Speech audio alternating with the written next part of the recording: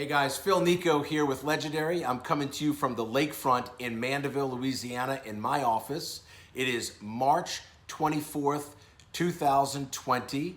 This is part 4 of a video series called Leaders Serve Their Way Out of Crisis. And I'm entitling this particular video, You Serve Your Team Best with a Compelling Vision. Well, President Trump came on NBC today and said that America's going back to work by Easter Sunday. Our governors all around America are saying stay in your homes and flatten the curve. And so I, as a business person and as a family man, I can appreciate both perspectives. The Nicaud family is all staying in the house. The only person that's going out is Dad, and I'm going to run errands and come to the office to do some Zoom calls with my clients because of my wife's dog, Rue. So funny thing happened this morning. I was on a very, very early call, about 6 a.m. One of my clients was going through a bit of a crisis. And so we were on the call that morning. I had some devotion time with my wife. We had some breakfast, and I went out of the front door, and I saw a line of crepe myrtles right next to our driveway that we had trimmed just several days ago. And I saw this crepe myrtle, and I just identified with it. So I took a picture of it, and I sent it to a group of my friends, and I said, am I the only one that feels like this pruned crepe myrtle? And of course, they all sending me funny comments back. And one of them said, listen, if they don't open some barbershops soon, we all gonna look like that crepe myrtle. So we got a good laugh. I left the driveway. I'm driving out my subdivision, and I pass my neighbor two or three houses down, and I look at his crepe myrtles. He had done them 3 weeks prior. And those had new growth on the top. They were responding to spring, well on their way to growing. As I left the neighborhood, I went down and around to Girard Street, which is the main street that leads into the lakefront where my office is. On both sides of the street, they're lined with crepe myrtles, and they're in full bloom down here in Louisiana. And man, folks, when I saw that, I really got a picture of the stages of life that we go through in our personal and professional life. And you know, I have 2 groups of friends right now and clients. And some of my friends, believe it or not, they're prospering beyond their wildest dreams. This is the best quarter they've ever had because of this. And then some, it is the most excruciating pain that they've ever been through in business because of the speed with which this hit.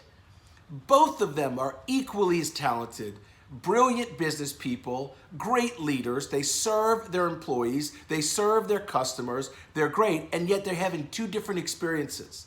Look, some of the ones that are having great experiences, the largest pine straw dealer in the South, right? Everybody's at home getting their gardens done, right? Domino's Pizza, the largest franchise in North America, is one of my clients. They have 1,000 job postings right now.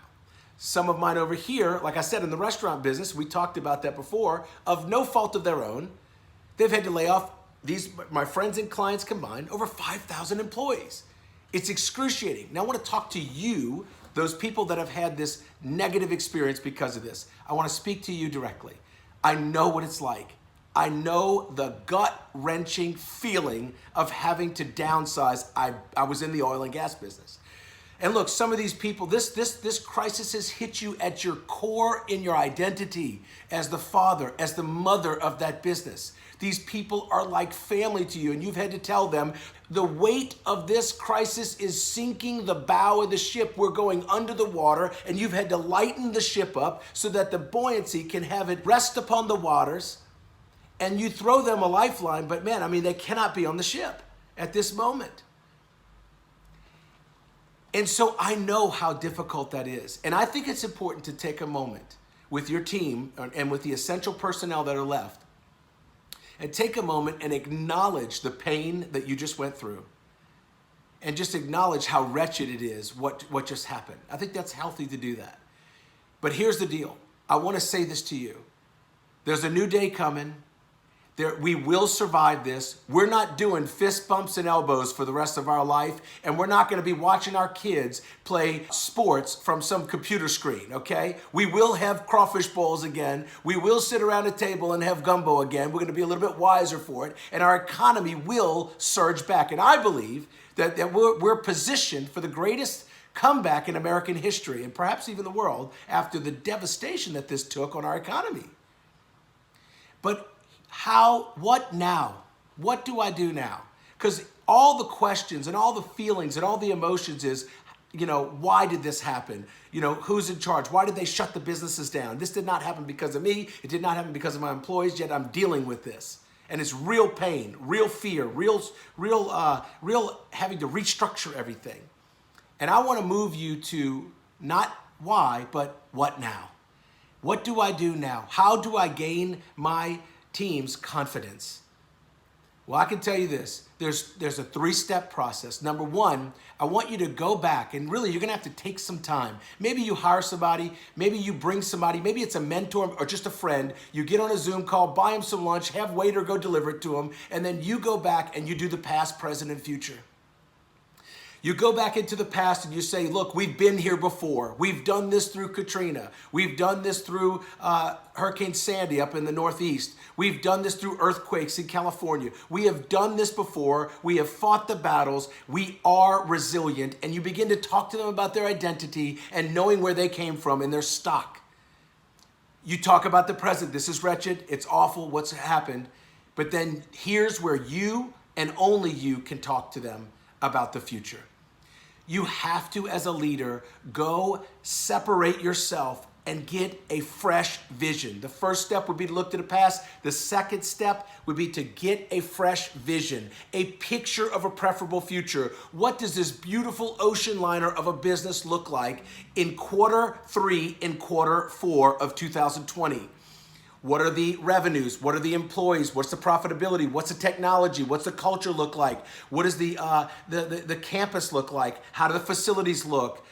All that, the fleet, the customers makeup. What are the lines of service? Are there new lines of service? What do you see? It's important to create that picture of a preferable future. Listen, I know that you don't know, all right? And look, your team knows that you don't know 100%. Make it up. I'm telling you, you've got to create this picture of a preferable future. And by the way, you know more than you realize. You're the only one with the true risk and reward pressure, the fear of loss and the joy of gain pressure. That pressure gives a leader, an owner, a founder, a unique ability to see the future, way more than their team can.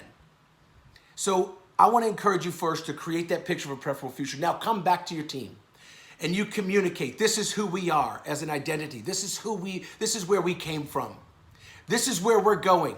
And now your job is to help us get there. And you engage them in a strategic planning process. And by the way, maybe you tell them, what are we going to do to take this moment in time to make the boat right, where we can attract the best and brightest clients and customers onto the new ship as we sail into this great economic comeback that I believe is coming. So, maybe your team's not ready for it. Maybe they are. I'm just telling you got to get them ready for it. And I would just talk to them about, hey, look, do we install that software that we've been waiting for because it's been too disruptive? Do we pressure wash and clean give a whole facelift on the entire office building? Do we do all the maintenance on our fleet of vehicles? Or let me just say this. You might be able to tell them this. Our competition laid off employees and our competition lost customers. You have A+ employees on the street right now and you have A+ customers. What's the strategy to get those people to engage with you after the comeback? These are the types of questions that I want you to engage your team with, but you can't do that unless you have a compelling vision and they know who they are in the past. Listen, knowing where you come from and knowing where you're going gives you the endurance for the present. All right? So I just wanted to encourage you guys. My message has been consistent. This is a wave. That wave's going to come back like a tsunami. There will be some trauma, but it will end and we will come back. And listen, guys and gals, you've got to continue to look up and look out. If you do that, you'll respond in faith and not fear. You'll move with courageous action, and I know you'll be the legendary leader that your team wants to follow.